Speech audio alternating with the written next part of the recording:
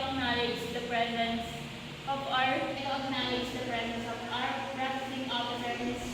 Shena Aguila, Assessment Center Manager, Mr. R.J. Galila, and our test representative, Ms. Toby Quinto. Go. They are here to oversee the assessment and ensure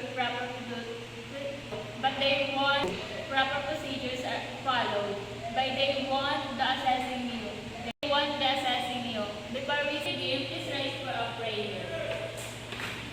Amen. You may take your seat. Accomplished application form with self-assessment guide, which indicate you can perform at units of competencies enumerated for food service management and CITO. This assessment will determine your competency in the qualification. Go. We will collect evidence through demonstration or a question and a written test. The methods will help measure your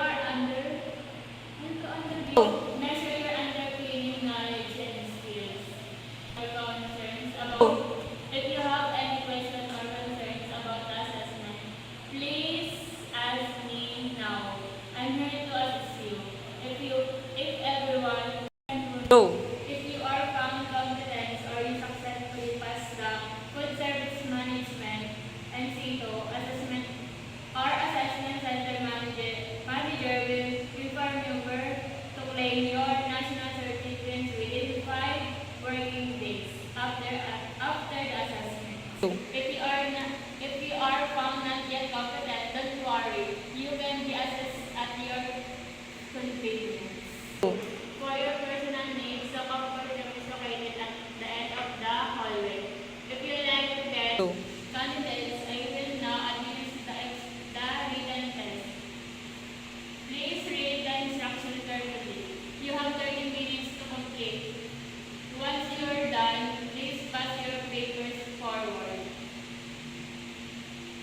Number 1, please proceed to the assessment area. Other candidates, you will take a seat. Go. Okay,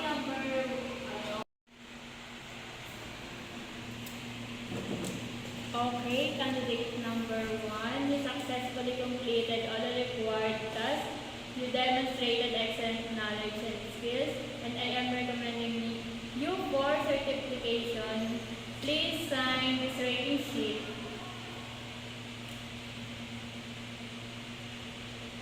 And competency assessment results summary. Again, congratulations and good luck. Go. Okay, candidate number 2, how was the assessment? I was impressed with your performance, but I'm sorry, but you were not able to perform within the standard requirements of the qualification. You can come back after a month for assessment, and please sign the rating sheet and competency assessments result summary. But again, congratulations. Go. But still, congratulations.